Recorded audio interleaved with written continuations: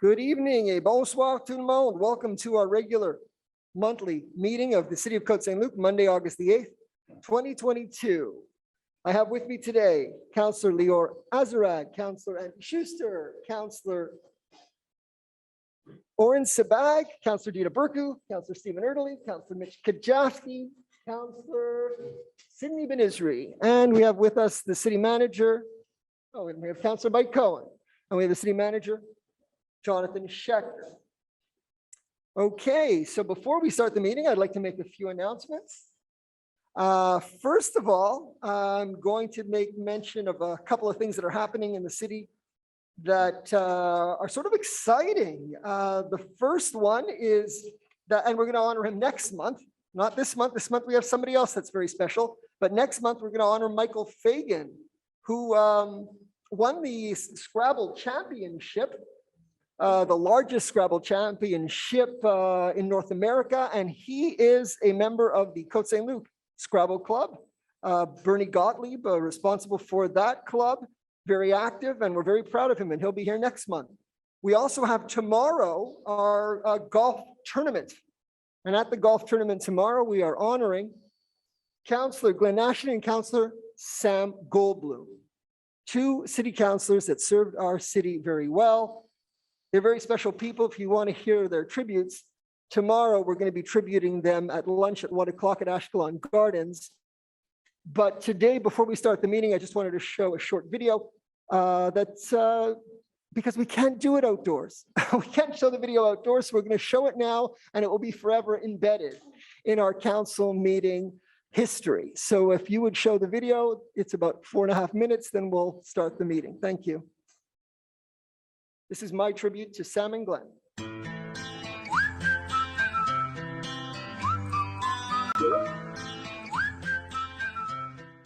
you all for coming to my bar mitzvah. It's wonderful to have you here. Have a great evening. Here we are. We're at the FCM convention. That's the Federation of Canadian Municipalities in beautiful downtown St. John's, Newfoundland. Glenn and I are lambading in front of an iceberg. Look at this.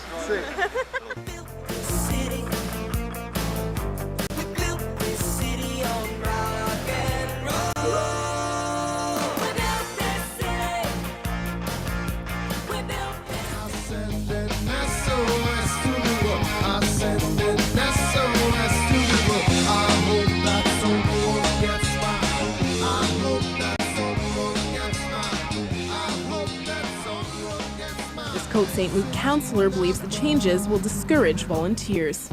It's hard to motivate people to handle less important calls, and we'll leave the fire department to respond to urgent calls. They wouldn't want to volunteer with us. They'll find somewhere else to volunteer. Côte Saint-Luc is fighting to be an exception to the new rules. Côte Saint-Luc is keeping its first responders all to itself. A government bill prevents the team from being absorbed into the City of Montreal services. Well, this was a classic case of where we had an excellent service in place. The merger forced us to potentially lose the service. We fought back and said we don't want to lose this kind of service. That's why our residents voted en masse to demerge from Montreal and to keep control of our local services. This is an excellent local service that should be an example to many other municipalities across Quebec. Côte Saint-Luc has 70 dedicated volunteers in the service that's been running for close to 30 years. May the Lord protect and defend you. May the Tsar have his own personal plague. Amen. He's not. You mean you're gay and your brother, the figure skater, is straight?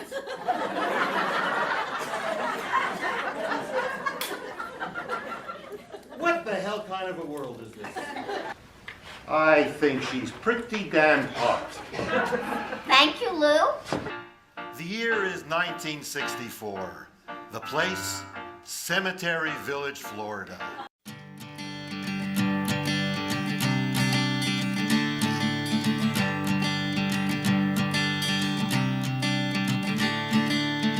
Another turning point, a fork stuck in the road.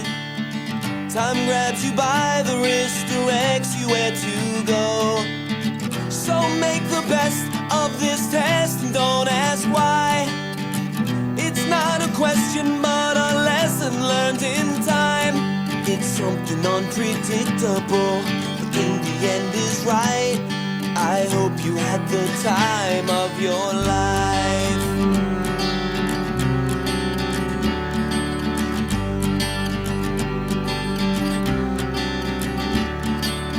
So take the photographs and still frames in your mind. Hang it on a shelf of good health and good time. Tattoos and memories and dead skin on trial. For what it's worth, it was worth all the while. It's something unpredictable, but in the end is right. I hope you had the time of your life.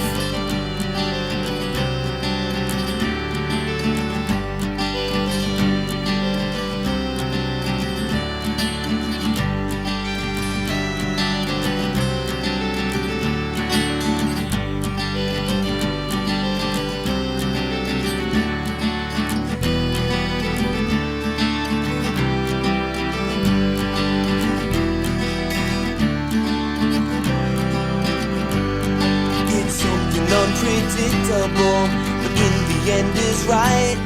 I hope you had the time of your life.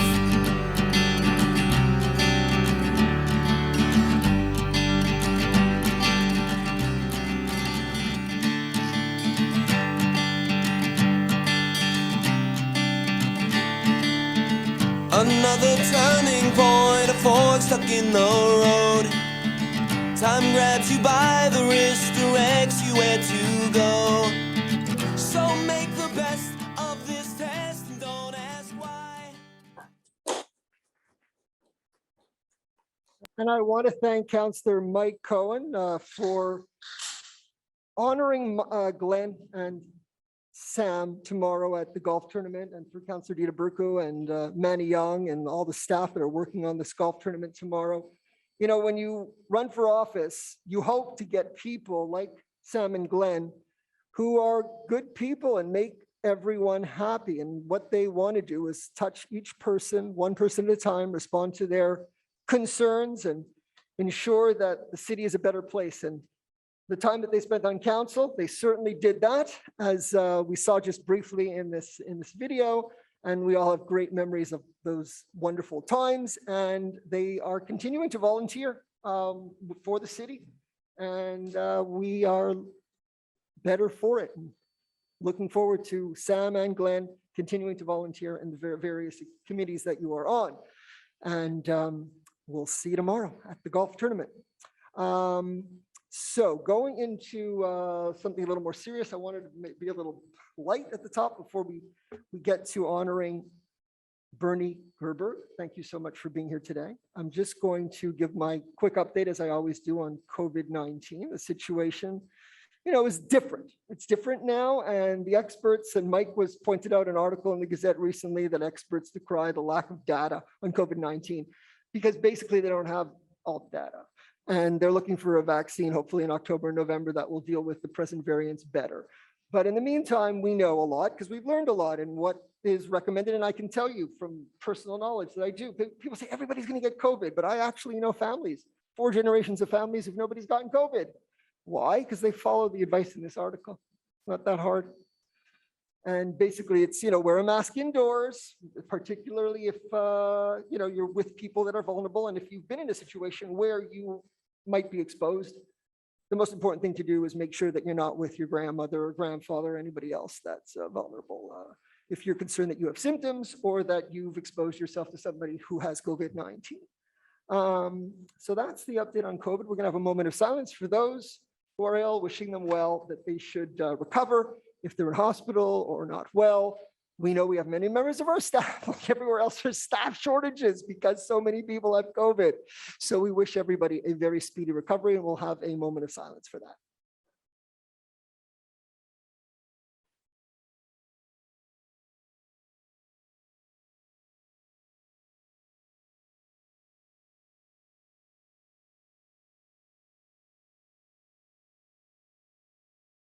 Okay, so now on with the fun. And when I say fun, for me, this is one of the most exciting memories that I can have growing up in Côte Saint-Luc and being able to go to the Dollar Cinema. You know, going to the Dollar Cinema for me was either a date night with my wife or a great fun time for my kids on a Sunday or a birthday party. And when my kids would say, I want a bag of popcorn, and then halfway through the movie, they'd say, I want another bag of popcorn. It was like, sure, go get it, more popcorn.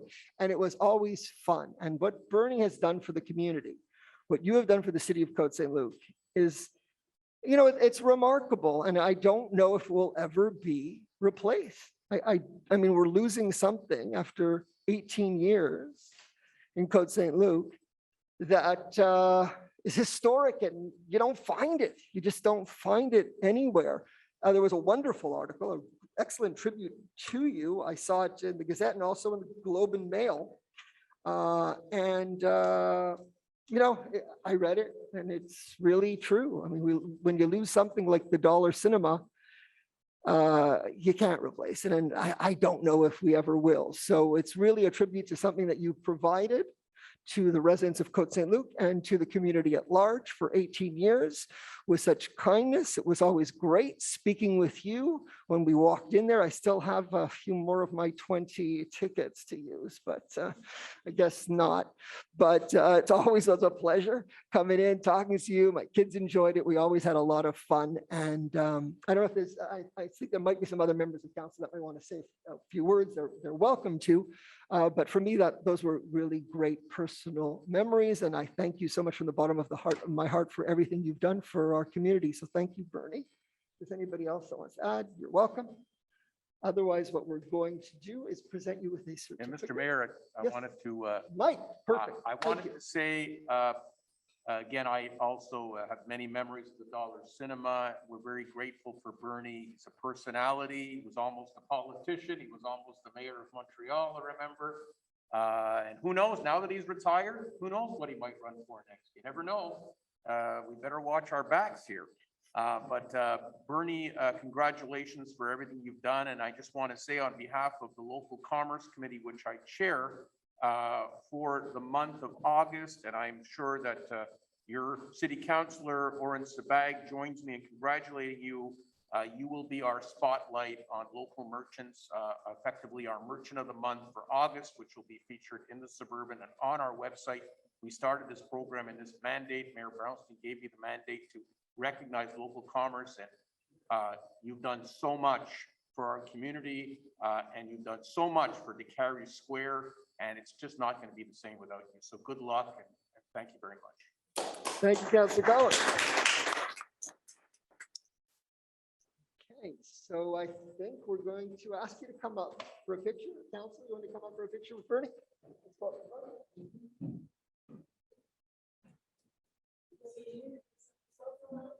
Yep.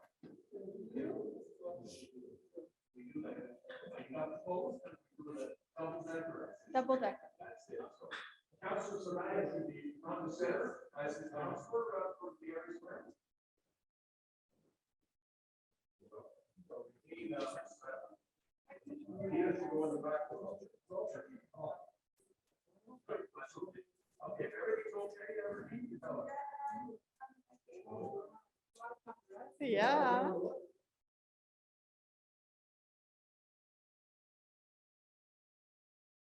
Very nice.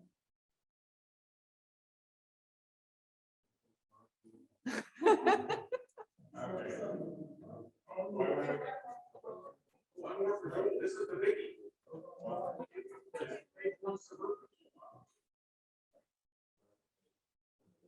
Also, Bernie. Bernie, do you have any comments? Bernie wants to share some comments. And I know you're going right over there. Right over there. Yeah.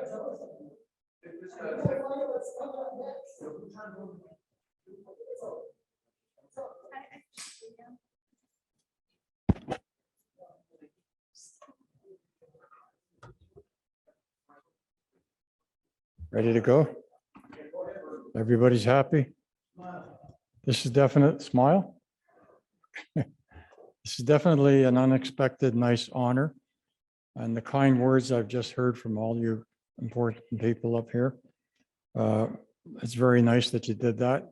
When I started this 18 years ago, never expected this to be as nice as it was. In fact, whatever I got on this occasion, I certainly got more from the community, everybody, the customers that came to me, stories and happiness and warm smiles coming through the door. So it's a two-way street. If I gave what I gave, it was not planned, it was just the way it was. So as I say, I'm as grateful for what everybody did for me as whatever I did for everybody. So that sort of sums it all up. It was it went fast, 18 years. And I think I'll have to try and figure out something because I still have some energy and I'm ready to do more. So I'll keep you posted because there's things coming up and looks like an interesting future. So again, thanks to everybody here, and I enjoy and appreciate this honor. Thank you.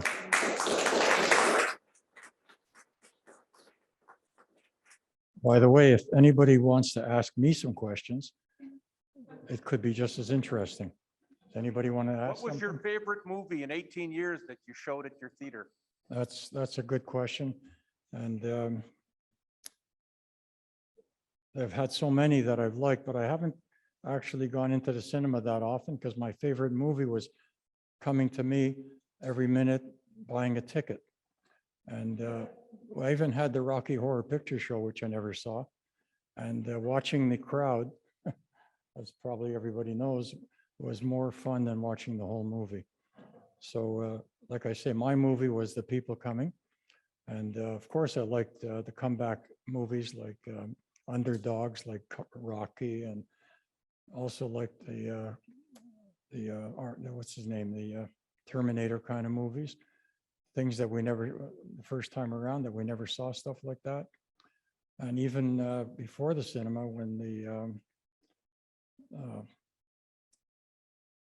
James Bond stuff started happening, first car crashes, and that was fun too.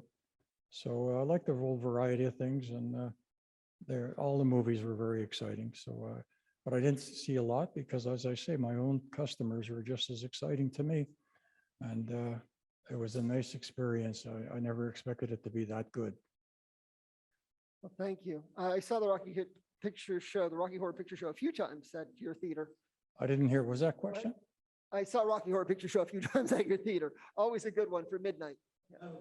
You have a question? Now that you no longer the proprietor of the Dollar Cinema in Paris Square, Yeah. that you've been for 18 years, loved and appreciated by all the people, is it possible that you might have something coming up in the future? Well, I appreciate the question because that leads me to the important part, the future. And what happened was when all the publicity came out and the newspapers and the TVs and all that were coming around, so people were buzzing and talking about it. So one day I was minding my own business, sitting at my desk, and along comes this guy and comes in. He says, "Where's Bernie Gerberg?" And I wasn't sure if it was the cops or if it was somebody else, but it was this guy, Al Diamond, who owns the Montreal Arts Center Museum. And he said, he came over to me and he said that he wants me to go to his museum and bring all my clients with me, all the people that came to the Dollar Cinema, which is quite a lot of people over the years, and our website, which somebody's here that does it for me. So he said he'd like me to go there and show some interesting movies. And he actually he bought my seats and he bought my projector. So I'm getting a future story here. And he's going to show movies. I'm going to help him with that and bring all our customers over there. So this is very early on. Thank you for asking me the question. And it's in the... Tell me where that museum is located, sir? Yes. Okay. It's in Griffintown. There's a museum there called the Montreal Arts Center Museum.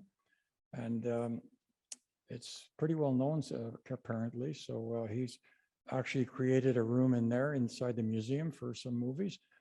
And it'll be smaller than the Dollar Cinema, but it'll be very fun. And I'll look forward to seeing all our people and a lot of you guys over there. I'll give everybody the red carpet from here. So it'll be a fun place, and we'll continue the situation and see how it goes. Well, thank you very much, Bernie. We'll be seeing you at the movies again. Looking forward to it. Any other questions? I think I need to take the questions. I think you're the next question. Michael Shafter is the next question. I got a But it's question. from Yeah, me. No question, just a comment. yeah. Thank you for the movie. Thank you for the candy. Thank you for the socializing. I can't get that at Crusoe. Well, that's very nice of you. Very nice. And appreciate that. So, but I enjoyed it, as I say, as much as you did. I recognized all the people, and I have so many fantastic stories about that. It's my memories are worth a lot, and I have them to keep forever, long as my mind doesn't go in the other direction. Okay. So, any other questions, guys? Michael Shafter, you want to ask me a question? You want to ask me a question? I think you have your name. What's that? No, Michael's next. Oh, you have a question? No, yeah. Okay, so, Yeah, he has. okay, good to talk to you. Thank you so much.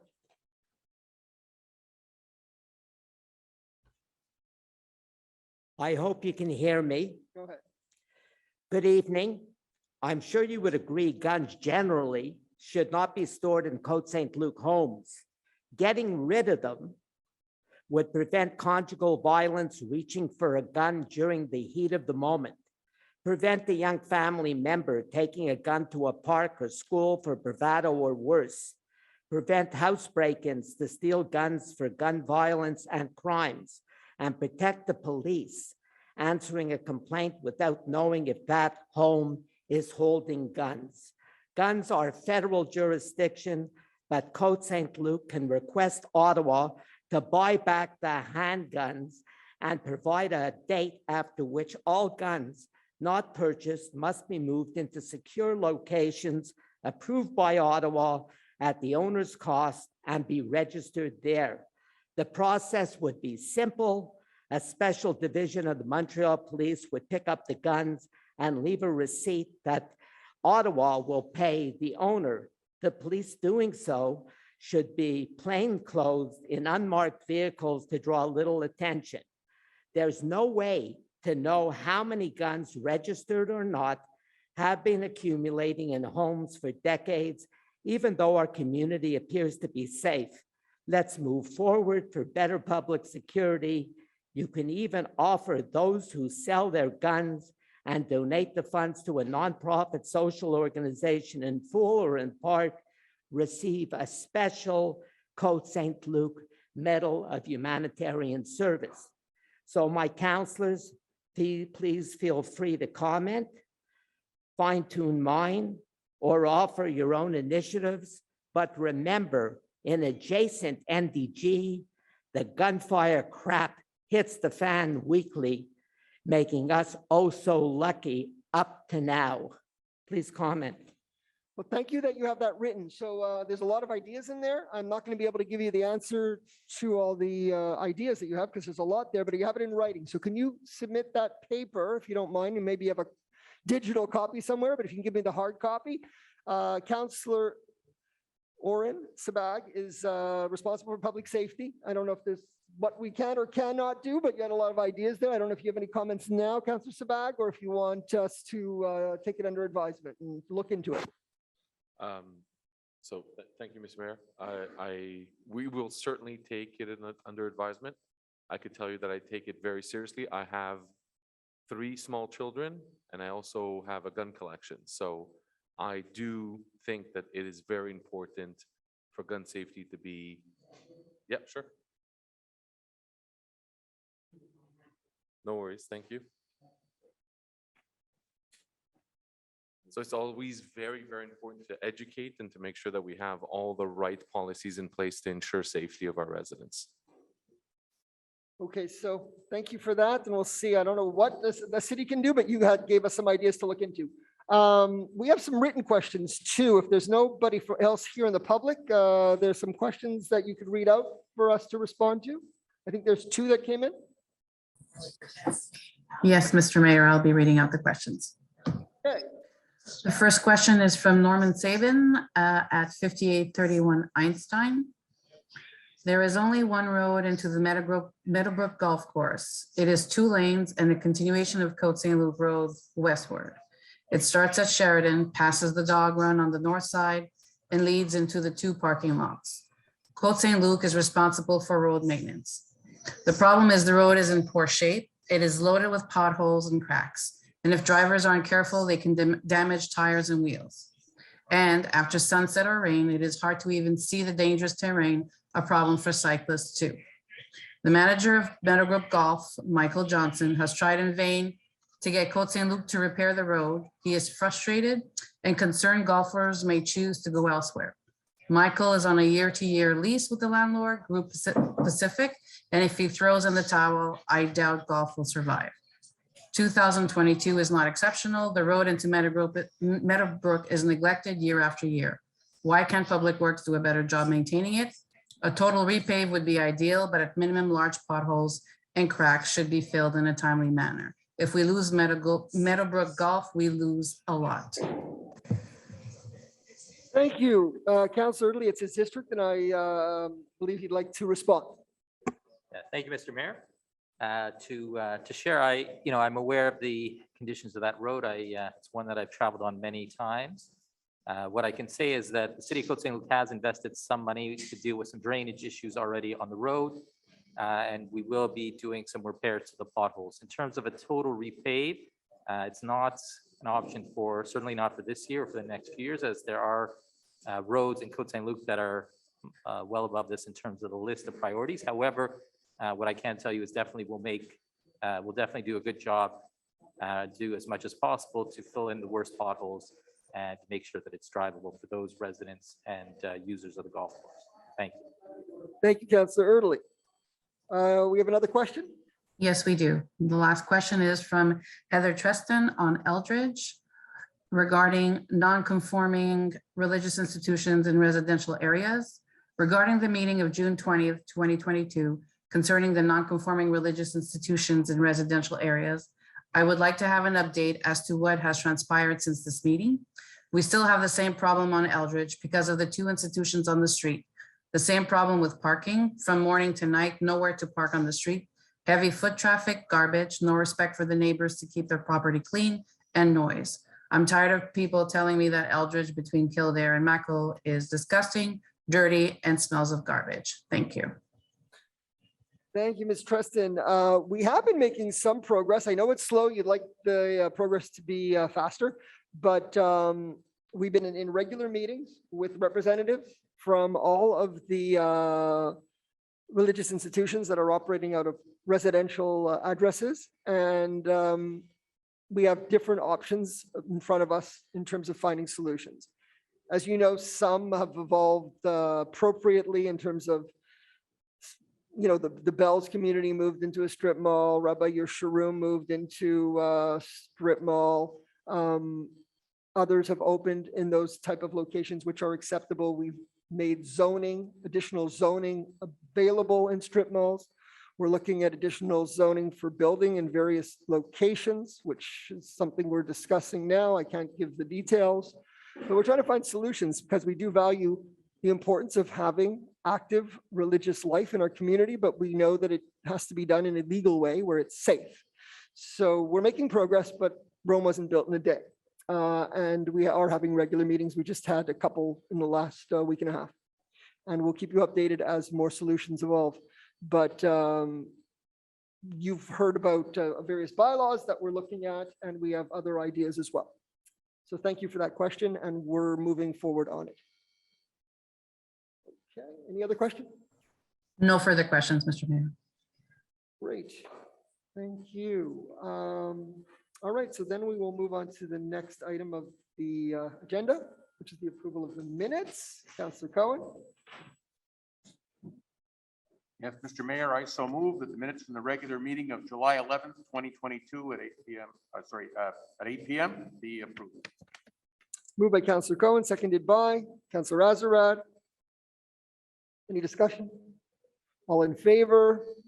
Oh, you have some discussion. Go ahead, Councillor Burke. Okay, so just as a follow-up to the minutes, I mean, we can approve the minutes and then you can ask if there's a follow-up to the minutes, so. Sure. Okay, so let's. Well, no, it's discussion. now. Okay, This is discussion. Go Okay, ahead. so as a follow-up to the minutes, I just want to say that last meeting, we adopted a resolution requesting the federal lands north of Trudeau Airport be preserved for the conservation of the habitat of the monarch butterflies and other birds and small animals, and the green space and marshlands and the ecosystems that are there, and those approximately 200 hectares of space. I know other cities and boroughs will be adopting similar resolutions this week. I know for sure that the Borough of Saint Laurent is going to be adopting a resolution, and I know that there are other, demerged cities, independent cities, maybe Dorval or other cities in the West End that are going to be adopting resolutions. So I'm very confident, and this resolution is going to the agglomeration of August 25th. So I'm very confident that this movement is going to pick up some steam. And we really have to impress upon the federal government that the Technopark is important, absolutely. The ADM is important, the Airport de Montréal, extremely important in the future development of the city and the island. But we also, at a certain point, have to recognize, and this is a realization that many of us have come to, that the green space and the ecosystems that are there and that do protect the monarch butterflies and other endangered species should also be protected. And so the federal government has a role to play, and we as city councillors and leaders in the community should be pushing in that direction. So I just want to follow up, and I'll keep reporting on this until we make some headway with the federal government. Thank you. Thank you, Councillor Burku. Any other discussion? All in favor? Anyone opposed? It's carried unanimously. We move to the next item, business arising from the minutes. Departmental reports. Councillor Kajowski. Thank you, Mr. Mayor. I hereby move the departmental reports for the month of July 2022.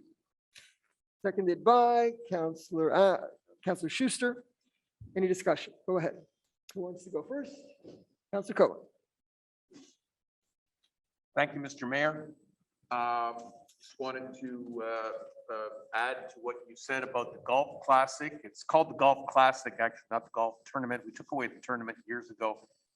So we moved it to August. It's the first time that we've had it in, I guess, 3 years because of COVID. And we made a very COVID safe event. The golfing will begin at 7:10 a.m. I'm one of the first tee offs. It's supposed to be a little bit of rain, and then it's going to stop. And our luncheon honoring Sam and Glenn will be at 1 o'clock outdoors. And we've got over 100 people who have bought tickets for the luncheon. It's going to be a fantastic affair. So I want to thank, and I'll do it again tomorrow, Anissa Cameron, who has just been absolutely outstanding. I want to thank Dita and Manny Young, who have been excellent co-chairs. We've been meeting on this since the middle of the winter. It's so hard to believe that this day has come. We also have Mo from Recreation and Anthony, a really great team and what they've put together. And one of the things that you're going to find out tomorrow, I don't know the final total, but remember, we created a charity, the Parks and Recreation Bursary Program, which is for young families who are in financial difficulty and may not be able to afford a fun card or a registration for a sporting event. And we started that with Pierre Brunet, but he no longer wanted to have his name attached to it for corporate reasons. So we've continued it. Manny Young has taken the ball. I'm like, Dita and I are like the quarterbacks, and he's the running back, and he's run right up the middle. And you're going to hear a very significant amount of money that we've raised tomorrow for this fund. So wait till tomorrow. Very, very exciting. So thank you, everyone. Very excited about that. I wanted to mention about Rembrandt Park. One of my constituents asked about it at the last meeting. I've spent an enormous amount of time, more time than normal there in the last few weeks to really analyze, to talk to the users, to talk to the park attendants. And I wrote a blog at mikecohen.ca that people could see, in which I elaborated upon all the work that we've done to improve Rembrandt Park over the years and even over the last 6 months. Public Works has done a great job. And if you go there, the chalet has a new roof. It's been renovated on the inside. There are brand new washrooms. We have two beautiful brand new water fountains now that are you can put for your water bottle. And I was given a nice tour by the unofficial mayor of Rembrandt Park, Ruby Goodman, who was there the other day, and very, very proud of his Rembrandt Park. He's nonstop. He's fantastic. So I'm very proud of Rembrandt Park. It's really a terrific park, and please read my blog. Every park can use improvement, but our staff have done an amazing job. And one of the reasons why sometimes people complain that it's a little bit messy is because it's used by so many people. And when you have hundreds of people on a Sunday, you know, our staff can't keep up. And what we ask the users is, please use the garbage cans. Please clean up after yourself. That's very important. And I spend a lot of time at that park. And of course, I do my regular walks right through the district, especially on the weekends. So thank you. And just one final note, I wanted to just thank our mayor and our senior staff for allowing us to continue to be as safe as possible under these COVID conditions and how council runs its business. Thank you, Mr. Mayor. Thank you, Councillor Cohen. Who's next? Councillor Erdely. Thank you, Mr. Mayor. I'll start, let's see, I'll start on the financial side. To date, so this is till July, we have processed 182 filter, or we're processing 182 filter rebates. So these are rebates of $50 or $200 for those residents that have purchased filters for their water that filter out the lead. So again, I encourage residents who haven't yet had their water tested or haven't had their service line replaced to please go and purchase these lead filters that filter out any lead that may be in the water. We're also processing 23 rebates for chargers. So these are $250 rebates for individuals who purchase electric vehicles and electric chargers for their home. And again, we encourage more and more residents to switch from gasoline-powered vehicles or internal combustion engines to electric vehicles. Also on the financial side, in terms of our transfer duties or welcome tax, the city has done well this year so far, and this is till, let's say, mid-June or so, so not even halfway through the year. We had originally budgeted $4 million. We're up to almost $5.8 million. And that doesn't even include the sales from July, so we're expecting this number to be quite high. Right now, as we had done at the beginning of the year, when we adopted the budget, we allocated some money from surplus, which was money from the provincial government to offset some of the extra costs from COVID. But based on these extra funds, we hope not to require that money from the surplus and be able to put that back in. And that's something we can use for larger projects as we move forward. On the local district side, I'll be having my next district meeting tomorrow at 7 p.m. So I encourage those that are available to join. So this is for District 4 residents and any residents in the city if you want to join. If you go to cotesaintluc.org/virtual district meeting, you can find the link there. Again, tomorrow night at 7 p.m.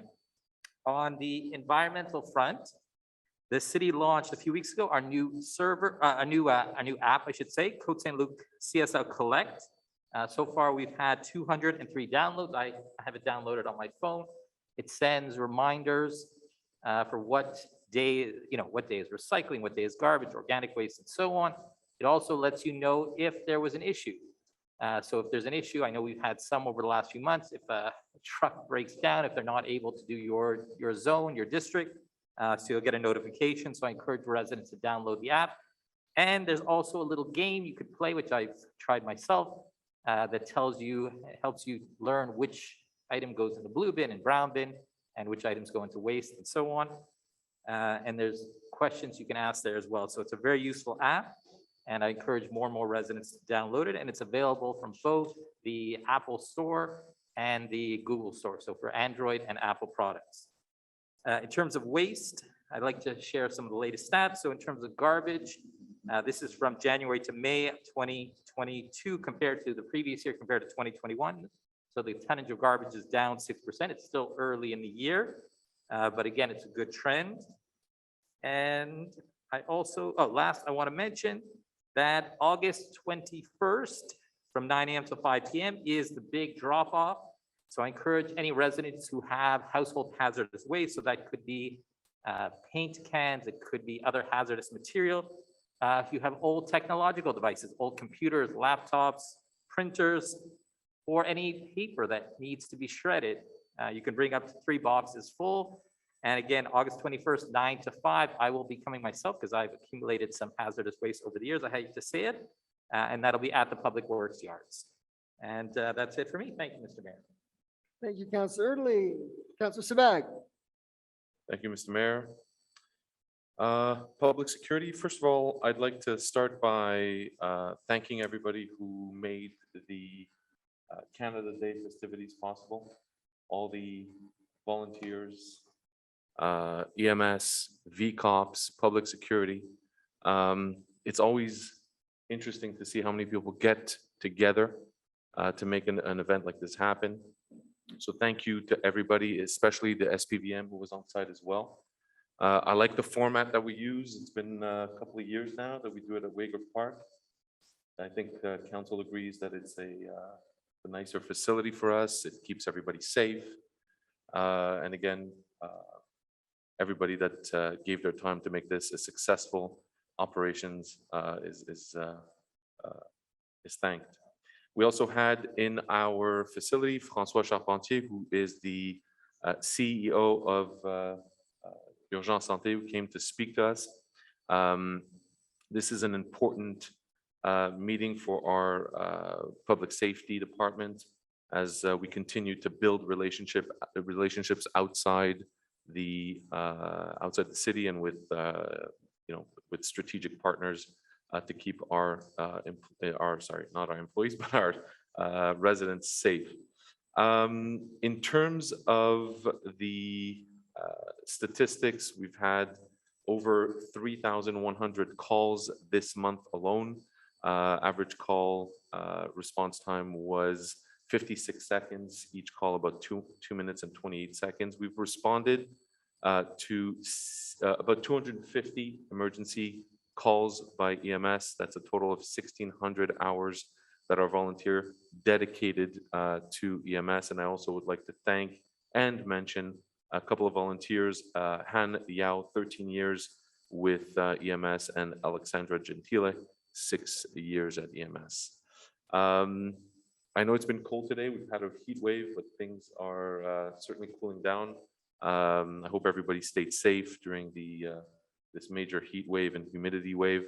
That's about it really for public safety on my end. Thank you, Councillor Sabag. Who's next? Councillor Schuster. Thank you, Mr. Mayor. Things at Parks and Recreation are always busy with day camp still in the full swing and the pool, everything at the pool is going swimmingly, although we can always use more lifeguards. So if you know a youth who is qualified to be a lifeguard, please let them go to the Côte Saint-Luc website. There are posts advertising for lifeguard positions. The Côte Saint-Luc Dramatic Society Summer Works Series workshop program has been ongoing on Tuesday evenings at Rembrandt Park. And we had a lovely feature in the Suburban last week. I went to a few of those classes and it was a really warm and friendly environment offering improv and working on monologues and people of all ages. It was really a pleasure to see. The fall and winter program booklet just came out and you can find that online and you've probably received that in your mailboxes. A registration for fall programs and courses are online and in person. And for Côte Saint-Luc residents, those start on Wednesday, August 10th at noon. Blossom Pool Reunion is coming up at Park Haven Pool on Tuesday, August 30th. It's a poolside gathering from 7 to 9 p.m. with refreshments and a video showcase so people can go down memory lane about Blossom Pool. And just a note that the ACC will have their annual shutdown as of August 19th for 3 weeks. And that's for the purposes of maintenance, repairs, scrub down of the pool, equipment inspections and things like that. But the outdoor pool will still be open and the recreation admin building is still fully operational. That's it.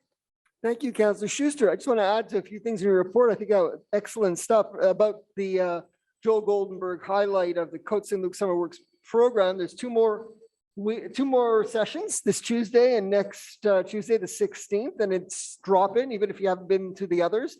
And it's a great opportunity for people. A program like this would cost, $300-400, but we want people to have access to theater skills, which improves not only your ability to participate on the stage, but also to just communicate as mayor or city councillor or anything else. So really come and attend and learn some great skills. I also wanted to thank I mentioned about the Blossom Pool reunion. The Blossom Pool reunion, I was a lifeguard and a manager there. We're reaching out now to any previous members. If you were a member of Blossom Pool at any time since I think it was 62. It's 60 years since 1962. If you were a member at any time or a lifeguard at any time, please reach out to us. And whether, if you have pictures, if you have video, if you want to attend the event, we'd like you to reach out to us so that we can have a meaningful commemoration of the 60 years since the beginning of Blossom Pool, which was there before we had Parkhaven Pool. And now we try to do a lot of the things that we used to do at Blossom Pool and more at our Parkhaven Pool. Okay, then no, my other things really deal with the library, so I'll wait till the library report. I think, well, I'll mention it now since I'm speaking. I went to 2 events that I thought were really great, and I want to congratulate the library staff for organizing them. The first was Vintage Wine on July the 20th. 350 people showed up to an outside concert. We haven't had an outside concert in a long time, but this year we did, and 350 people came out and had a great time. So we have to do more of those concerts. There was also Shakespeare in the park on July the 28th, and that was great. I thought it was really cool this year. It was called All Shall Be Well, and guess what the theme was? The plagues of the history of time. And it was really funny because they went about all the different plagues that humanity has suffered throughout time and how we've overcome. So congratulations to the library for organizing those events, which so many people came out and enjoy. Who else would like to speak? Councilor Burku. Thank you very much. So I want to address two issues. One is the Living Lab project. I'm listening to you all talk about reunions in the past 60 years have passed since the Blossom Pool was established, I guess. So we're trying to, plan for the future and for the aging and community. And we have this Living Lab project, which has been working diligently. I just want to report that we've had 150 residents participate, almost 150 residents participate in the surveys that were distributed online and in person in the library. And we've also had about, and I'll get to the stat in a second, the co-design workshops. We've had approximately almost 50 persons, men and women of different ages, participate in the workshops, in the co-design workshops. And these are from community organizations, from senior residences, from health organizations, caregivers and citizens and seniors alike. So it's going very well. And hopefully in the next few months, we will go into the selection process once we analyze the data of which residents and how we are going to implement what we call remote monitoring systems in the home. Okay, telemonitoring in the home. This is the ultimate objective of this project, is to put in passive sensors in people's homes so that they can live at home more safely and in security. But we have to know where those alerts and alarms are going to be sent. It's going to be sent to a dispatch center, to the family, to the doctor, to the CLSC, and so on and so forth. And that's that care map of the senior that is the subject of this whole research. And we're trying to figure out how to make that happen. So I'm very excited about that, and I'll keep giving reports about the Living Lab project. As you know, it's a 3-year project, and we're now going to go into the implementation phase very short, once we do the analysis. The next thing I wanted to mention is lately there's been a lot of discussion, and you see it on ideas, and I think it's important that the council recognizes this. The issue of the reckless scooters, bikes, mopeds, it's been brewing for weeks, and most recently a teen crashed into a resident's parked car on Kildare. And of course, Côte Saint-Luc Ideas was flushed with commentary. So I think that it would be a good time for the traffic committee to review our Côte Saint-Luc rules. We do have rules in Côte Saint-Luc, but those rules apply to motorized, they only apply to motorized bikes in parks, whereas the Quebec rules apply to bikes and other devices that are used on the roads. So it's different in overlapping jurisdictions over bikes and whether they're motorized or not on the public road versus the parks, whether you need license under 14, over 14, and all the rest of it. So many suggestions have been given. I think they should be sent directly to the traffic committee. I'll ask Mitch Kajewski to give an address where he thinks those suggestions should be sent. And I would like very much for the traffic committee to take this subject and to review it thoroughly, and to come back to council and see if there's more rules or regulations or implementation. I don't know. I think it has to do also with public security and the police. And I know our city manager did talk to the police about enforcing the rules that do already exist. So we're definitely taking this issue seriously, and I look forward to more recommendations coming from the traffic committee in this regard. Thank you. Thank you, Councilor Burku. Do we have anyone else? Councilor Kajewski, go ahead. With the rebuttal for the acknowledgement of Councilor Burku's concerns. Okay. So, well, one thing about my district I would like to say, district portfolio, get your water tested, please, if you have not yet done so. I sound like a broken record. I know I say it every month, but we only have about 280 tests booked for this round of the mega testing of our pipes, or the private and public side pipes. So please do so if you've not yet booked your appointment and didn't get your water tested last year.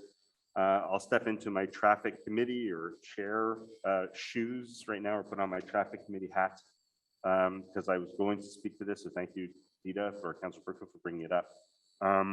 Before any of this conversation came up on Côte Saint-Luc Ideas about the scooters and so on, I had already set in motion a new program, a new campaign for getting our residents to slow down. I think that now, especially as camps come to a close and schools begin to wind up, this is the most dangerous time for pedestrians, for kids. We have so many children who are playing in the streets in Côte Saint-Luc. It's really only a matter of time as we see people, zipping through our collectors and our residential streets. So I think it's time for a new campaign. I think we need to work closely with all implicated parties, which is our public security, our communications, and with the police. And they've become regular visitors to our traffic committee meetings. There's always an SPPM officer in our meetings now. So we have the ear of the police, which is very good. So we're all on the same page in this. And I can call out specific groups by name: the parents of École de la Mosaique, the parents of École des Amis du Monde, the parents of Merton School, the parents of JPPS and Bialik, and all other schools on our territory. Please slow down when you're dropping off your kids, when you're picking up your kids. To all delivery people who deliver in an area that we see zipping through our streets, please slow down. We're going to be working on this over the next month or two, I'd say. So you'll start to see a little more visibility of the campaign, but I fully anticipate it to be an active campaign, a visible campaign, because as I said, it is only a matter of time, and we don't want to be reacting when something happens. We want to be proacting before anything happens. So that's all I'll say on that. And I hope we're all on the same page. I know we're all on the same page on this. Thanks, Gita.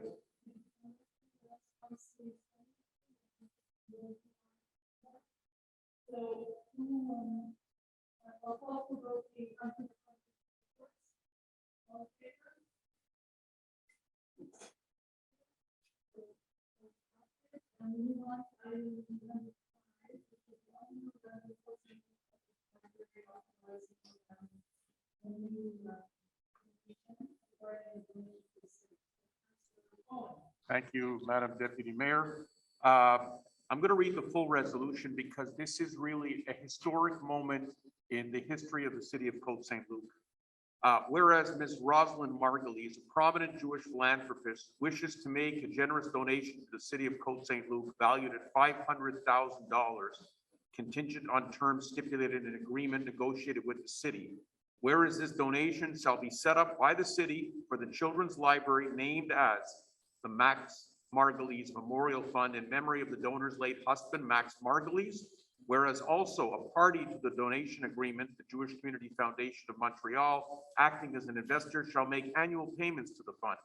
Whereas since the value of the donation exceeds the delegated authority of the General Council, the city must authorize the General Council to be the signatory for the aforementioned agreement. I so move that the Côte Saint-Luc City Council hereby appoints the city's General Council to be the signatory on behalf of the city for the agreement with Rosalind Margulies and the Jewish Community Foundation of Montreal regarding a donation to the city. Thank you, Mr. Pone. And who wants to second this resolution? Leor Azarad. Okay. Is there any discussion? Yes, Madam Deputy Mayor. Thank you.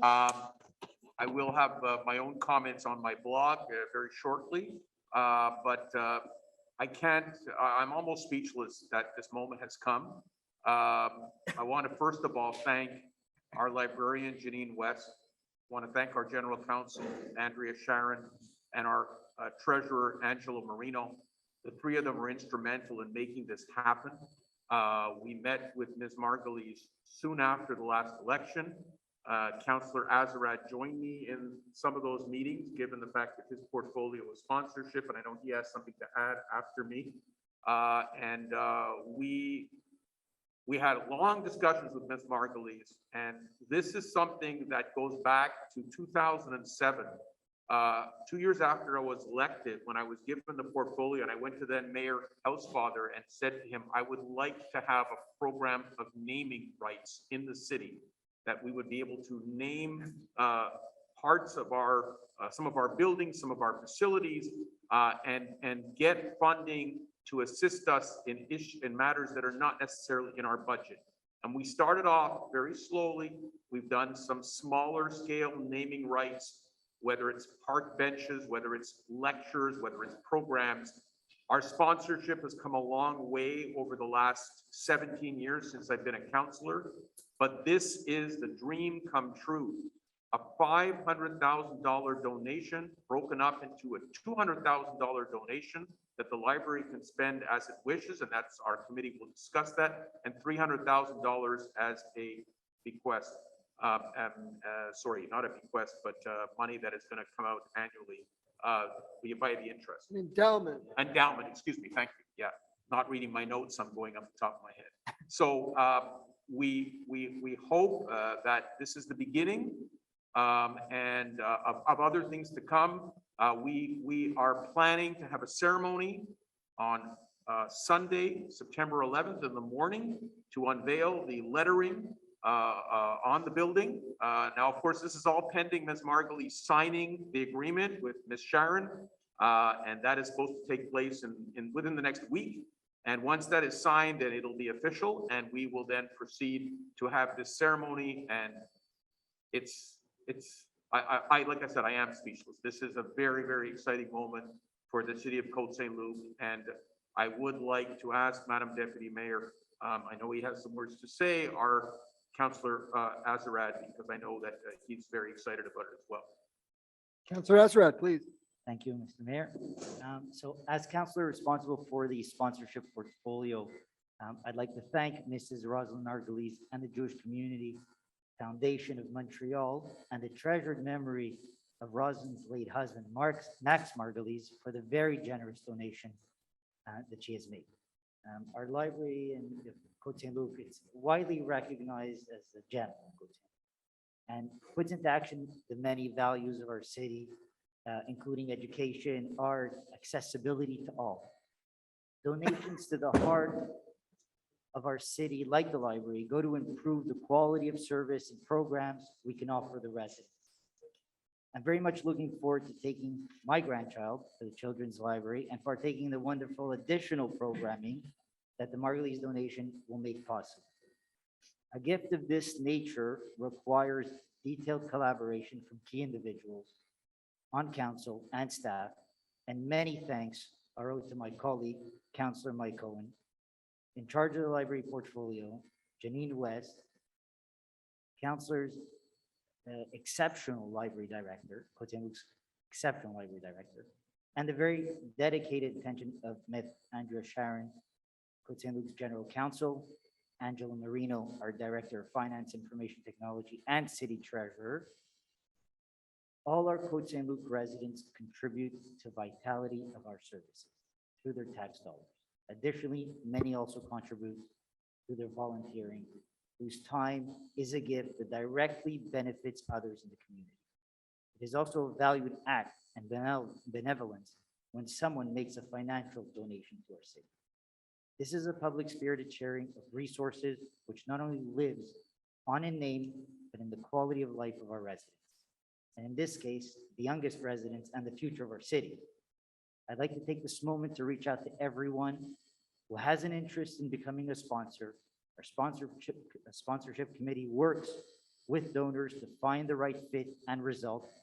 As in this wonderful instance, it's such a blessing for all. Thank you, Mr. Mayor. Thank you, Councillor Azarad.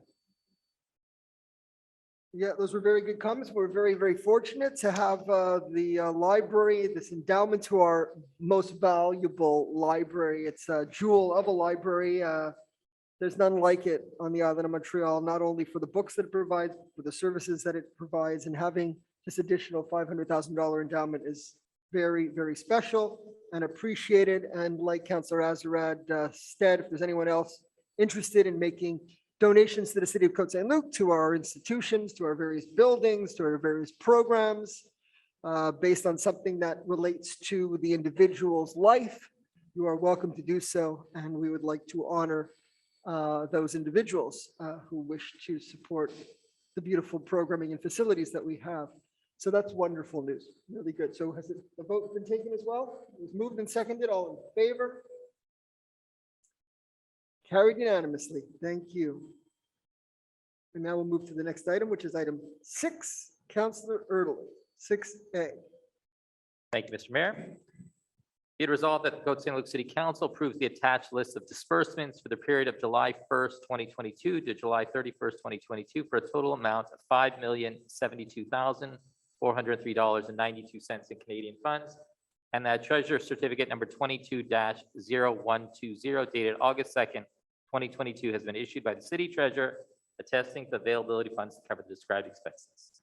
Moved by Councillor Erdely, seconded by Councillor Azarad. Okay, any discussion? Councillor Erdely. Thank you, Mr. Mayor. So I'll share this month. It's a little bit higher. Our average disbursement is usually in the vicinity of 3-4 million. So some of the highlights, we had a payment for some of the park works that are being done, for tree planting, extra water expense. We had an extra expense to the central city in terms of the water usage from last year. Also our monthly water allocation or fees, payment for the CMM, the Communauté Métropolitaine de Montréal, and a bond repayment. So those are some of the highlights from the previous disbursement. Excellent. So it's been, okay, go ahead. You want to speak to it again? Disbursements? Yeah, so I'm just happy to report that since the last meeting where I highlighted the extra invoice that we got from the City of Montreal for the water, and in this case, it's exactly the same amount. It's $163,397.41, where I suggested that we move forward with the water bylaw. We've had a meeting and we've actually made quite a bit of progress. And we're probably going to be presenting a water control bylaw in the very near future. So we do react to issues that come up on a timely basis. And in this case, this time we're going to spend the extra 163,000 because it's an increase over our estimated cost of water. But we hope that in the future we'll be able to be saving this extra money and not letting it run down the drain, so to speak. Thank you. Thank you. So it's been moved and seconded. All in favor? Anyone opposed? The disbursements are carried. We move to 6B. Councillor Ertl. Thank you, Mr. Mayor. Be it resolved that Article 2 of Bylaw 2459 be replaced by the following: that the Council of the City of Côte Saint-Luc is authorized to spend a sum of $774,846 for the purposes of this bylaw, and that Article 3 of Bylaw 2459 be replaced by the following: for the purpose of paying the expenses stipulated in the present bylaw, council is authorized to borrow an amount of $195,000 over a period of 5 years, and to allocate an amount of $579,846 from the tech grant. Okay, so that's been moved by Councillor Ertl, seconded by Councillor Berkoup. Any discussion? Yes, thank you, Mr. Mayor. I'll explain. So this bylaw goes back several years. This was for plans and specifications for various projects, the main one being the outdoor pool renovation at Park Haven. So the original budget or the original loan was for $471,000. So there's some good and bad here. We ended up being over budget at $774,846. However, of that money, almost $580,000 came from the TECQ grant, the tech grant, and this is an amount we received from the federal and provincial government. So that covers, that's part of the gas tax, and it covers allocations for things like road repair and pipes and so on and water. So like I said, we ended up being over budget, but we received a significant amount. So in the end, we're only borrowing $195,000 when we had originally thought we were going to borrow $471,000. Thank you. Thank you. So it's been moved and seconded. All in favor? Opposed? Carried unanimously. We move to item 6C. Councillor Ertl. Thank you, Mr. Mayor. Be it resolved that Article 2 of Bylaw 2523 be replaced by the following: that the Council of the City of Côte Saint-Luc is authorized to spend a sum of $1,736,267 for the purpose of this bylaw, and that Article 3 of Bylaw 2523 be replaced by the following: for the purpose of paying expenses stipulated in the present bylaw, council is authorized to borrow an amount of $1,523,000 over a period of 15 years, and to appropriate an amount of $213,267 from the administration fund. Moved by Councillor Ertl, seconded by Councillor Berkoup. Any discussion? So I'll explain. So this is a modification to bylaw 2523 that it was adopted back in 2019. So this is for the purpose of traffic light installation and LED street lights at various locations throughout the city. So here too, we ended up being over budget.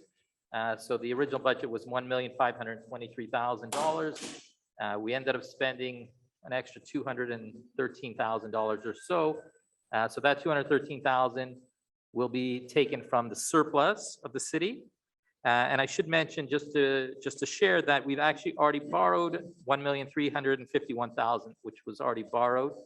So we're actually only borrowing, and when we'll get to the borrowing money in 6E, but we're only borrowing an additional $172,000. But in the end, we're borrowing only the total amount that we had originally allocated, and the extra cost is coming from the surplus. Okay, so it's been moved and seconded. All in favor? All in favor? No one's opposed. Carried unanimously. And we go to 6D. Councillor Ertl. Thank you, Mr. Mayor. Be it resolved that Article 2 of Bylaw 2568 be replaced by the following: that the Council of the City of Côte Saint-Luc is authorized to spend a sum of $1,204,000 for the purpose of this bylaw, and that Article 3 of Bylaw 2568 be replaced by the following: for the purpose of paying expenses stipulated in the present bylaw, council is authorized to borrow an amount of $1,050,000 over a period of 10 years, and to allocate an amount of $154,000 from the administration fund. Councillor Italy, seconded by Councillor Burku. Any discussion? So I'll explain. So this is an amendment to bylaw 2568 that was adopted in January of 2021. So this is relating to work done at the Public Works yards. So the original loan was for $1,050,000, which is still the amount we're going to borrow. However, we ended up spending an extra $154,000, and this will be taken from the surplus. And I'll just mention in general, these are three examples where we ended up spending more than we had originally budgeted. The goal is to try to keep our expenses down. Luckily, we have some money in the surplus, so it does happen. And obviously, this is something we're going to have to be dealing with more over the next few years, as we see with inflation and the cost of doing business as the city has been rising. So just something to be aware of. Thank you. Thank you, Councillor Italy. So it's been moved and seconded. All in favor? Carried unanimously, and we move to E. Councillor Italy. Thank you, Mr. Mayor. So this is a bit of a long one, but I'll read through it and then I'll go through the bylaws I'll mention them after. So be resolved that the loan bylaws mentioned in the first paragraph of the preamble be financed by bonds in accordance with the following conditions. The bonds, one bond per maturity will be dated August 23rd, 2022. Interest will be payable semi-annually on February 23rd and August 23rd of each year. The bonds will not be redeemable in advance. However, they may be redeemed with the consent of the holders in accordance with the act respecting regarding municipal debts and loans. The bonds will be registered in the name of the Canadian Depository for Securities Limited, CDS, and filed with it. CDS will act on behalf of its participants as a registrar for this book-based system, entry agent, and paying officer in charge of transactions regarding its members. CDS will proceed with the transfer of funds according to the legal requirements of the bonds, and for that purpose, the Côte Saint-Luc City Council authorizes the city treasurer to sign the document required by the Canadian banking system entitled Autorisation pour le plan de débit préautorisé destiné aux entreprises. CDS will make payments of the principal and interest to members through electronic fund transfers, and for this purpose, CDS will directly withdraw the required funds from the following account: Royal Bank of Canada, Cavendish and Kildare branch, and that the bonds will be signed by the mayor and the city treasurer. City of Côte Saint-Luc, as entitled by law, has mandated CDS to act as its fiscal authenticator agent, and the bonds will only become valid once they've been authenticated. And that with regard to the annual capital amortization scheduled for 2028 and subsequent years, the future terms of the following loan bylaws numbers 2504, 2521, 23, 42, 43, 2559, and 2568 will be shorter than the original set, i.e., for a term of 5 years as of August 23rd, 2022, instead of the term prescribed for said amortizations, each subsequent issue being for the balance or part of the balance due on the loan.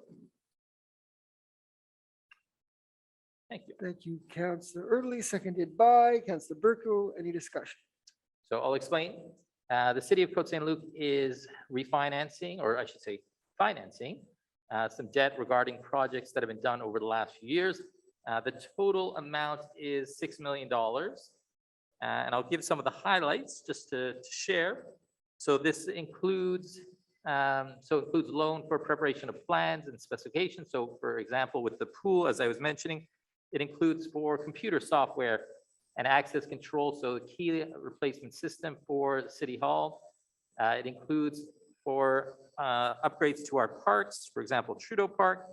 It includes for traffic lights and LEDs, some small parks, work on the LED service lines, so replacing of LED service lines and such, tree planting, and work on the public works yard. So the total is $6 million. I should mention there's different amortizations, some 5, some 10, some 15, up to 20 years. But basically what we do, as most people do with their home mortgage, so every 5 years you renegotiate the terms or the interest rate. So what we're doing now is going out for a 5-year term. We hope, I was just talking to the treasurer about this earlier, we hope that we'll get a good rate. I know I've seen it on my own end with my own mortgage and with my own credit line that rates are up recently, but we hope we'll still get a good rate when we go. And at the next month's meeting, I'll be able to share what that rate is. So those are the key points of this resolution. Thank you. Thank you, Councillor Erdely. Moved and seconded. All in favor? Okay, it's carried unanimously, and we move to the next item, which is item F. Councillor Kajaski. Thank you, Mr. Mayor. I hereby give notice of motion that bylaw 2539-4, amending bylaw 2539 to be entitled bylaw 2539 to consolidate existing tariffs for the city of Côte Saint-Luc in order to amend the cost of the temporary car shelter permit will be presented at a later meeting for adoption.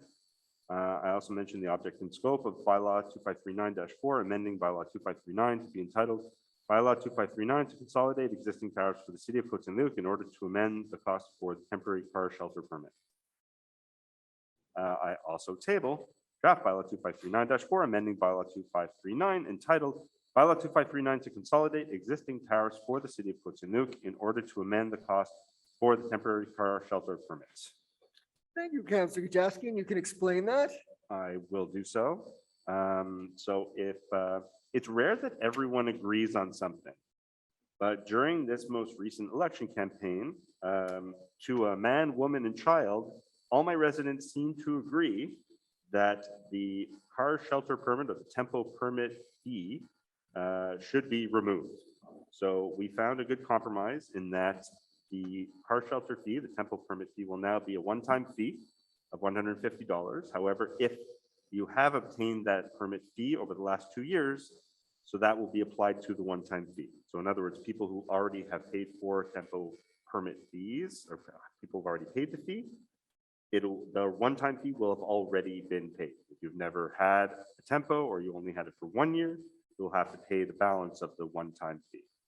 So I think it's a nice victory.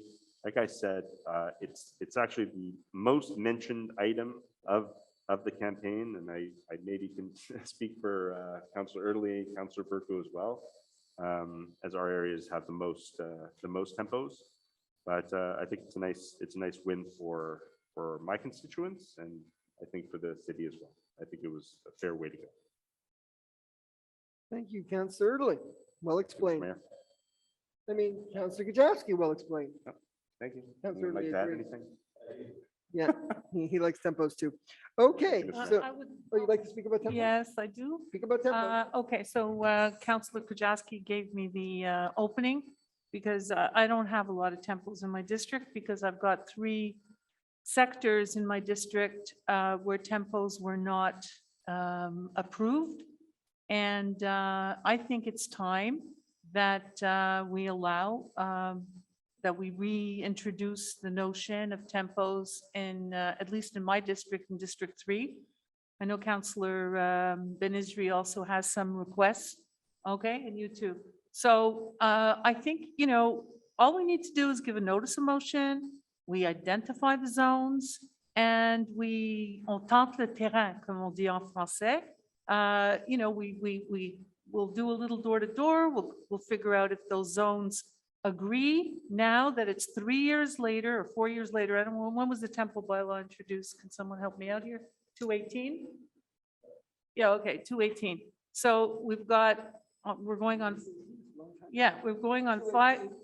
5 years, 3 of which have been COVID, and I think it's time that we go back to those residents that signed the register or signed a petition to open a register, that we go back to them and say, look, tempos have not overtaken the city, even where they're allowed. There's 1 or 2 on the street. It's not de la pelleterie, it's not bourrette, it's not a tempo showroom where you get every single type of tempo under the sun. No, in Côte Saint-Luc, it's been very moderate, reasonable, and we have a few residents in our areas that really need tempos for health reasons and for issues of physical disability. And I feel that it's time that we go back. So I would like, and I'm going on the record, I'd like to next available council meeting to put out a notice of motion with the zones where we would like to reintroduce the tempos. And then it's up to the counselors to do their homework. Exactly. Exactly. Okay, Councillor Burko, any councillor that wants to do it, go for it. You know the individuals that were opposing it. If you can convince them to not defeat the bylaw, then terrific. We should do it in any of the districts that the councillors feel it's their residents want it, and that they feel that there's been an experience over the years that people have seen throughout the city. You could see where tempos are allowed, that in certain districts they're used well, meaning that more people apply for them. In other districts, even if they're allowed, they're not used that much. Based on the size of the driveway, based on the configuration of the homes. Just because they're allowed doesn't mean people are going to necessarily use them everywhere. Right. And it also gets rid of this inequality where one half of the street is allowed tempos and the other half of the street is not. It's created a lot of tension on these streets where it's half and half. So I don't know technically if we can reintroduce it just in the zones where we feel it's going to apply. And so we have to work it out with our technical staff. We have to do it in all the zones or only in the zones where the local councillor feels that it can apply. But I really would like to move this, and if it passes, then it can apply for this winter. I don't see, reason why we shouldn't. So thank you. Do you have more to add, Councillor Gajowski? Here, Councillor Burkitt. Okay, great. I can personally attest to several residents during the campaign told me that it absolutely kept them safer. So if those who are opposed are listening, yes, tempos are ugly. Winter is also ugly, but they're guaranteed to keep some people safer than they would have otherwise been in the winter. Okay, I think it's time for a tempo video. I did a Sam and a Glen video. Now you need a tempo video of all the happy tempo owners. And you can start your publicity campaign and see if you can convince the rest. Okay, now we're going to move on to the next item, which is the general management.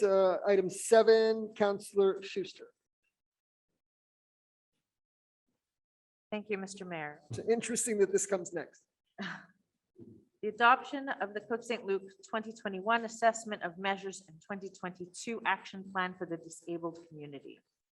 Whereas the provincial government, through the Act to Secure Handicapped Persons in the Exercise of Their Rights with a view to achieving social, school, and workplace integration, CQLR Chapter E-20.1, requires municipalities with greater than 15,000 residents to adopt an action plan for the disabled, outlining the steps that are taken to ensure the complete integration of residents, visitors, and employees with physical and/or mental disabilities.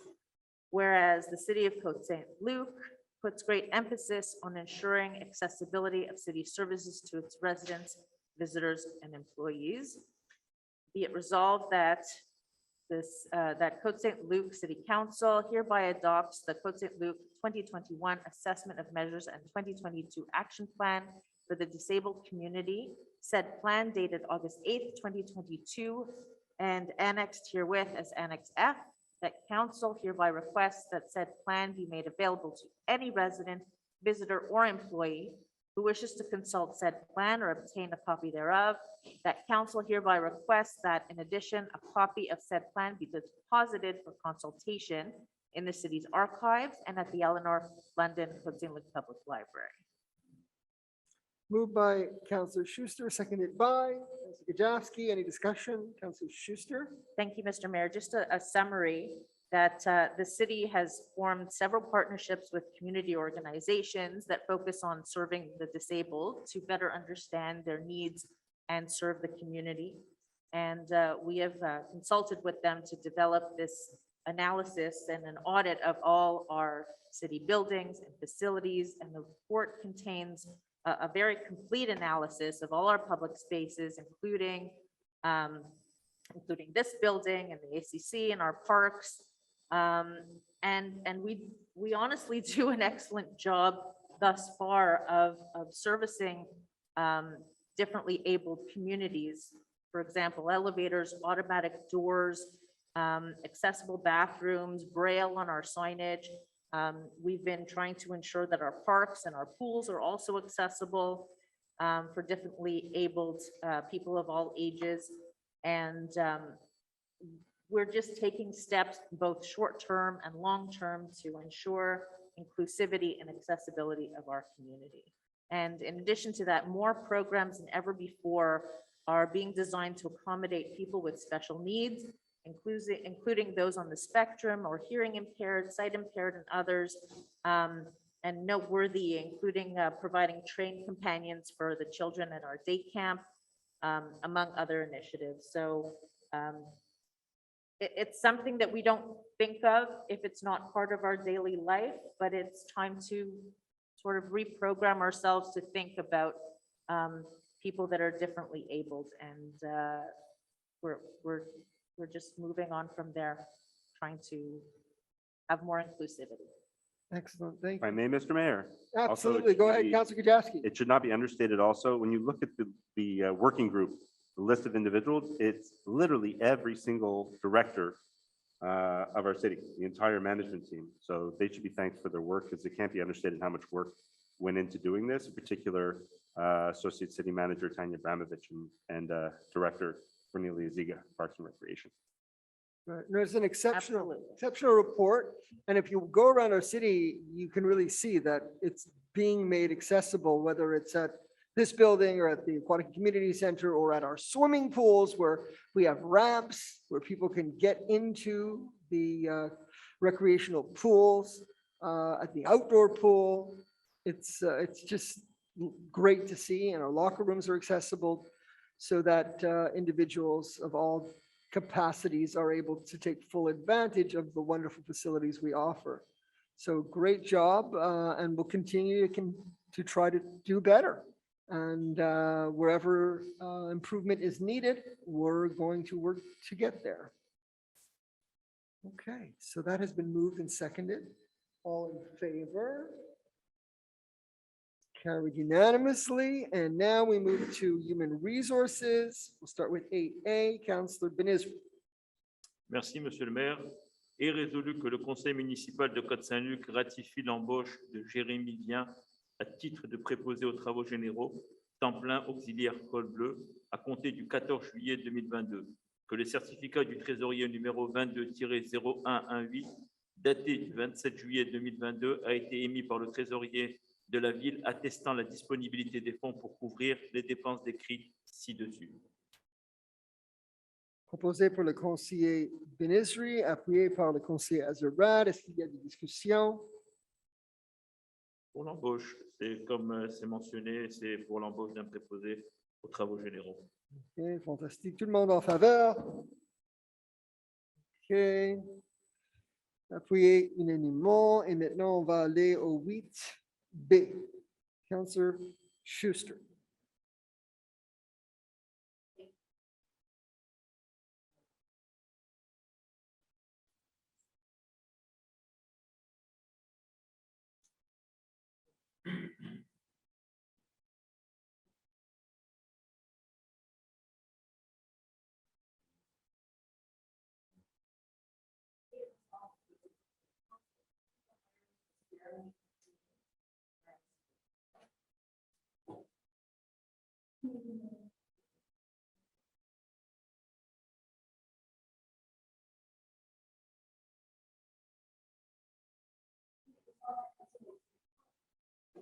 Be it resolved that Côte Saint-Luc City Council ratifies the hiring of Jacqueline Kleinfeld, Colin Buskill, Audrey Lafrancois, Anna Xiao Shi, Timun Uyanga, and Ava Serafi as swim team coaches effective June 27th, 2022.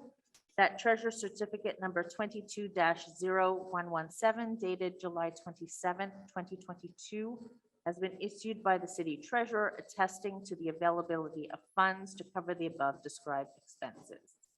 Moved by Councillor Schuster, seconded by Councillor Erdely. Any discussion? No, it's pretty self-evident. Straightforward. Okay, all in favor? Anyone opposed? Carried unanimously.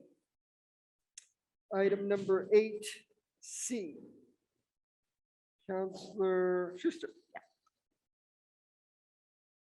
Be it resolved that Côte Saint-Luc City Council ratifies the contract extension of Anthony Supizio as Community Sports Operations Coordinator effective May 30th, 2022. That Treasurer's Certificate number 22-0115 dated July 27th, 2022 has been issued by the City Treasurer attesting to the availability of funds to cover the above described expenses. Moved by Councillor Schuster, seconded by Councillor Kajowski. Any discussion? Just a clarification that this employee oversees the gym, fitness, and tennis operations. So it's been moved and seconded. All in favor? Carried unanimously. Item number D, Councillor Schuster. Thank you, Mr. Mayor. Be it resolved that Côte Saint-Luc City Council approves the hiring of replacement white-collar auxiliary employees whose names are listed on the document titled Auxiliary Employees, White Collars Hiring, dated July 22nd, 2022, and that said employees' terms of employment will be as per the conditions of the collective agreement. That Treasurer's Certificate number 22-0116 dated July 27th, 2022 has been issued by the City Treasurer attesting to the availability of funds to cover the above described expenses. Okay, it's been moved by Councillor Schuster, seconded by Councillor Sabag. All right, any discussion? Just a clarification that the list includes 2 lifeguards and 1 day camp staff. Okay, moved and seconded. All in favor? No opposed. Carried unanimously. We'll move to item E. Councillor Burkett for E. Il soit attendu que le conseil municipal de la ville de Côte Saint-Luc désigne par la présente le directeur des ressources humaines de la ville comme signataire au nom de la ville de l'entente avec RCGT concernant le recrutement d'un directeur des services juridiques pour la ville. OK, proposé pour le conseiller Burkou et appuyé par le conseiller Azarad. Est-ce qu'il y a une discussion? Oui, alors, on a un poste vacant de directeur des services juridiques et on a engagé la firme de consultants Raymond Chabot Grant Thornton pour essayer de nous trouver un directeur effectivement, un directeur des services juridiques pour être engagé à la ville. Alors, c'est un mandat de recherche de recrutement pour le service juridique. Merci. Okay. Chasseur de tête. Merci. Okay, terrific. Okay, Bon. so it's been moved and seconded. Yeah. All in favor? All in favor. I do see you, Councillor Cohen. So you can put your hand up. Yeah, I see him on the screen. Thank you. Okay, carried unanimously.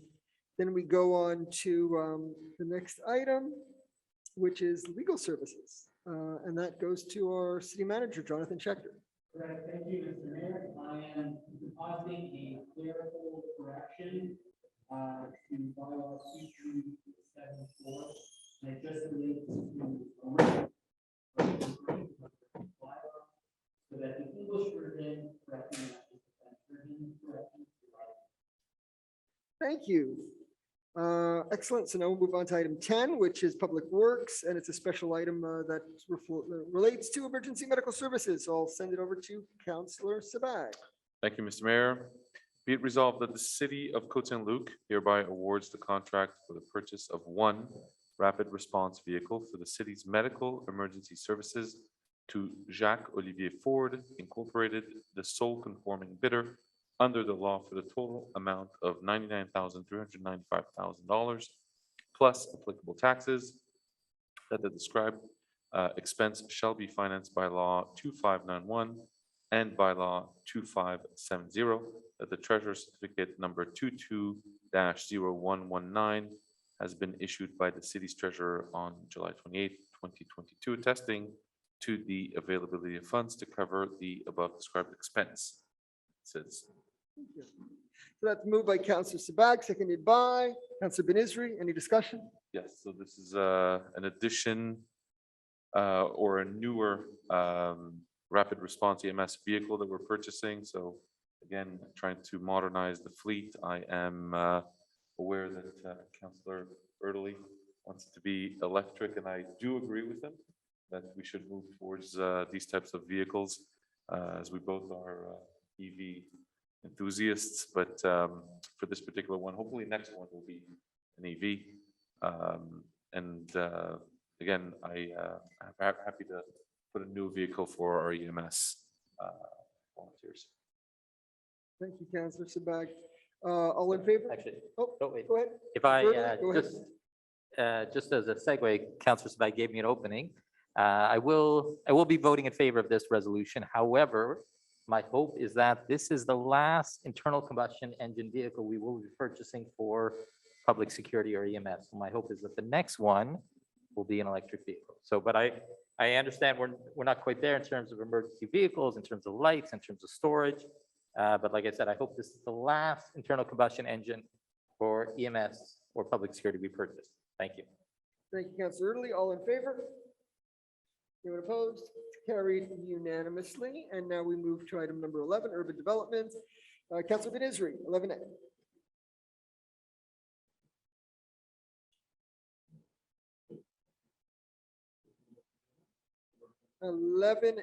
Awarding of a contract for road resurfacing, namely Schweitzer, Haywood, and Mather Road. It's 11A, which is on page 325.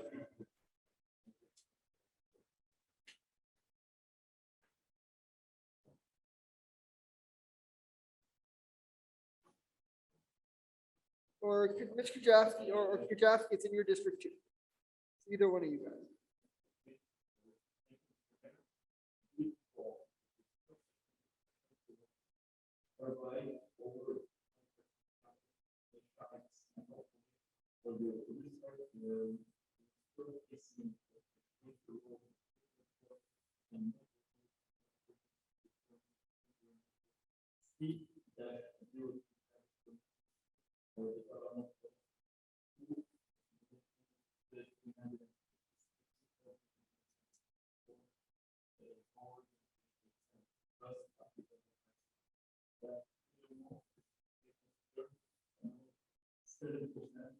Plus applicable taxes for any potential contingencies and extras, if required, that shall first be approved according to the city procedures.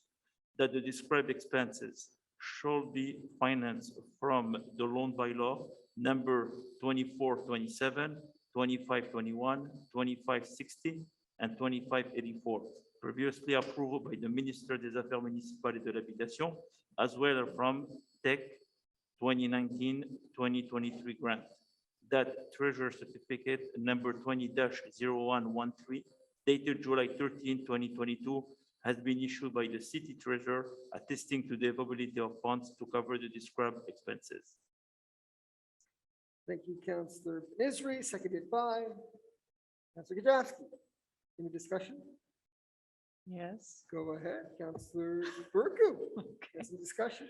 I haven't done the calculation of the increases. I leave that to my learned colleague, Councillor Erdely. But what I would like to point out is that the current average cost of repaving the roads based on the 2022 contract that we're now awarding is $4.7 million a kilometer. I want you to wrap your minds around this. It used to be $1 million a kilometer, and it was $2 million a kilometer. Now we're up to $4.7 million a kilometer, or expressed differently, it's $4,700 per meter. So these are like, costs are increasing exponentially. And Councillor Erdely is now going to give us the exact percentage, but this is something that we really have to grapple with, and we have to take this into account. And the residents have to understand that when we say that we can only do 2 roads or 3 roads, and we're not even doing a kilometer here, we're doing about 600 meters. right? At 2 million, whatever it is, 2 million, let's see, 2,300,000. So definitely less than a kilometer of road. And this is what we have to grapple with. So when we come up to the master plan consultations, which are going to happen in September, and we explain to the public that one of the main reasons that we need to go for redevelopment and for generating new sources of revenue and taxes is because the costs of infrastructure are increasing at exponential rates. And in order to keep up with the costs, we're going to want to do the work without increasing taxes. And so if we don't want to increase the tax rate, we're going to have to increase the tax base and generate more revenue from the city of Côte Saint-Luc that way. So I just want to point this out because this is definitely a highlight for me of this meeting. And it's something that we're going to have to keep in mind going forward to really grapple with the increasing costs of infrastructure. Thank you. Councillor Early. Thank you, Mr. Mayor. I'll share some of the data, at least for the last 2 years. So if I compare just the increase from 2020 to 2021, the price per linear meter or per kilometer, depending on how you want to look at it, was up 28%. And then from last year to this year, it's up an additional 11%. So we're talking about over 2 years. I mean, if we just add them 38%, of course, but really it's compounded the interest or the increase. So it's a significant increase. And as Councilor Berkeley says, we can go back further. And I recall too, not so long ago, it was closer to $1 million. Obviously, this is something we're aware of, and it's something we have to address. I'll just mention as well, we're over our original budget in spite of the fact we actually cut. Originally, we were going to be repaving the parking lot of the fire station, although it was going to be done in conjunction with the City of Montreal. But we cut that, and we're still over budget. So it's something we have to be cognizant of. The cost of everything is going up, and hopefully things will come down. Hopefully inflation will peak soon. Not my area of expertise. Otherwise, I probably wouldn't be sitting here. I'd be sitting somewhere else. But anyway, all that to say, we're closely monitoring the costs of road repaving and other expenses, and hope that things will come more in line very soon. Thank you. Okay. All right. So it's been. You're not on mute. Oh no, I heard the door open. So it's been moved and seconded. All in favor? Carried unanimously, and now we move on to item 11B. Councillor Kajewski. Thank you, Mr. Mayor. Be it resolved that Côte Saint-Luc City Council hereby awards a contract to Construction Amara 674-2114 Canada Inc.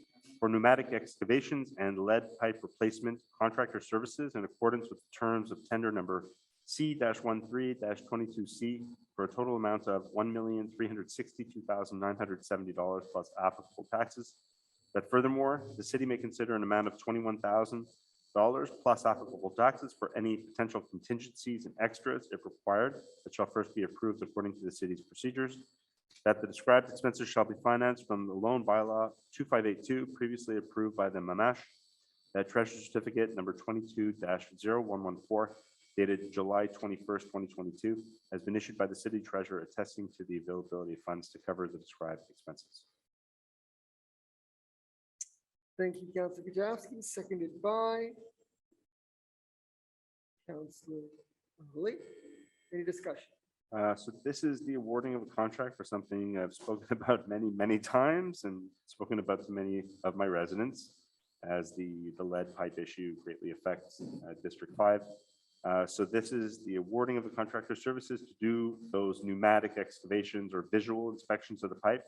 So for people who had gotten their water tested in 2021, now what we do, if your levels were above a certain level, now we go and we dig a small hole at your valve or your city connection, and we physically or actually visually look at the pipe to see which side is lead, or if both sides are lead, or neither side is lead. So it's a confirmation of that lead pipe that will then be used to draft our final plan for changing out those pipes and exactly how long that's going to take and when those pipes are going to be replaced.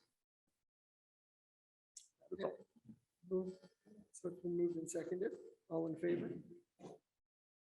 Anyone opposed? It's carried unanimously. And now we move to the next item, which is 12, urban development, urban planning, 12A, Councillor Benizri. Thank you, Mr. Mayor.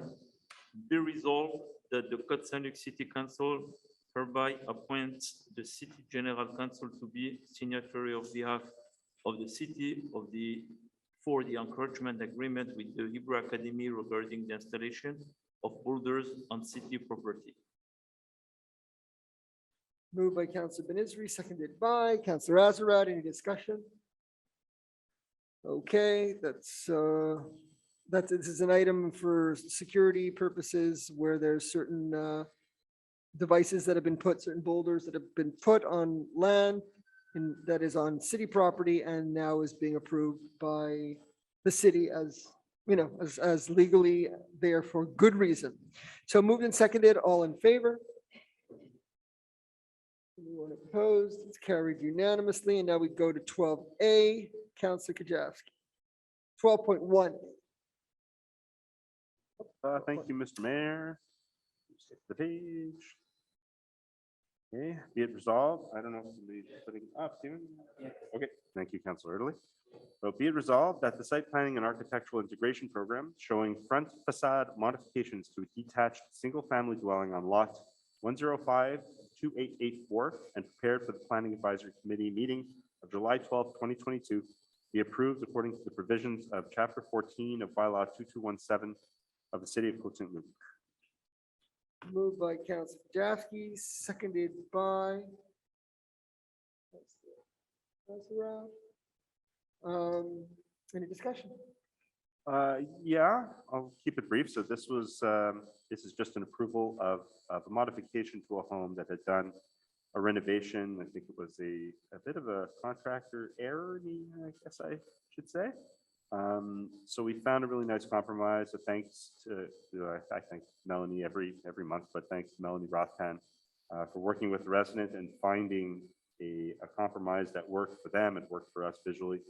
Unfortunately, the contractor originally had installed a window over the garage that is off center.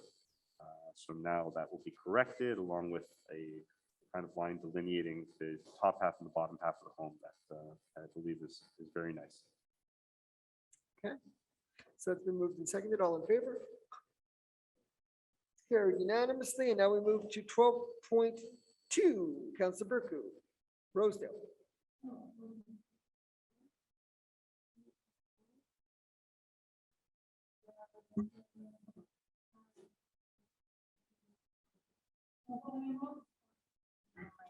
Conformément aux dispositions du règlement G18-0005, qu'une demande de dérogation mineure concernant une propriété localisée au 5531 Rosedale, lot numéro 156-1458, soit et par les présentes approuvée, le tout tel que plus amplement décrit ci-dessous.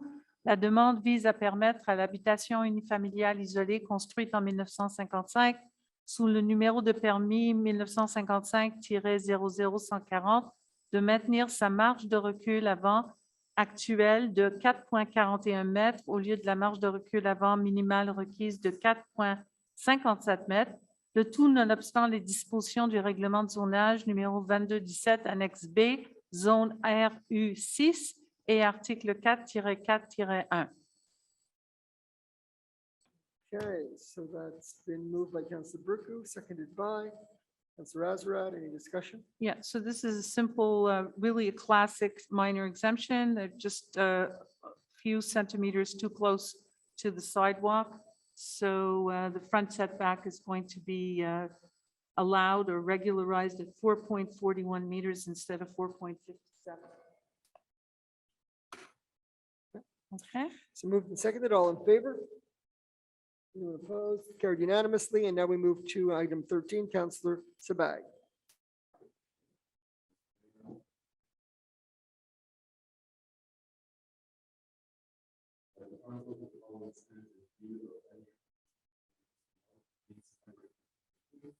as follows: to authorize the mayor or his duly authorized replacement to make any decisions he deems necessary and in the best interest of the city of Côte Saint-Luc and its residents regarding the items on the agenda of the Commission Council meetings to be held in September 2022, based on the information to be presented during those meetings. Moved by Councillor Sabag, seconded by Councillor Azarat. Any discussion? All in favor? Anyone opposed? Carried unanimously. And now we move to other business. Is there any other business? Second question period. Do we have any second questions? There are no second questions at the moment. I remind everybody, we do have one question that has come in. I'm going to ask Toby Schulman to unmute and ask the question. Thank you. Good evening. I'm glad that I was here to hear the explanation about the cost of the resurfacing of the roads, because I had written a letter this week talking about many of the roads that need to be resurfaced. I take Adapt Day very often during the week from my home to the Aquatics and Community Center, and we take Haywood, and there's a lot of complaints about that. And also when the drivers are driving west on Côte Saint-Luc Road, they say they know when it's the Côte Saint-Luc area. It's apparently different in terms of the road surfacing than, let's say, Hampstead or Montreal. So my question is, how are the roads chosen to be resurfaced each year? Right, we have a point system, but I'll let Councillor Kajowski, it's his portfolio. You can go and explain. I'll be brief. The last study we have from 2019 basically identifies the roads by condition. So we have green, yellow, red, maroon on this map. That's an engineering product, and we're working on obviously the roads that are in most dire need of reconstruction. But finding a balance between that and the roads that are put to the most use is a tricky one, because you have a road in very bad condition that isn't used very often, but a road that is not quite as bad, but that's trafficked much more often. Maybe you want to prioritize that road. So these discussions are had internally in engineering. The recommendations are then brought to the committee, to council, and the decisions are made as a group. But obviously there are many roads that are in bad to terrible condition, and we're going to slowly chip away at that list over the next number of years. Obviously we had that discussion beforehand in terms of financing, so we need to make sure we have money on hand to be able to do as many roads as is necessary to keep up and then eventually catch up. Thank you. Thanks, Toby. And thank you, Ms. Schulman, for being able to participate remotely. It's appreciated, and thank you for your question.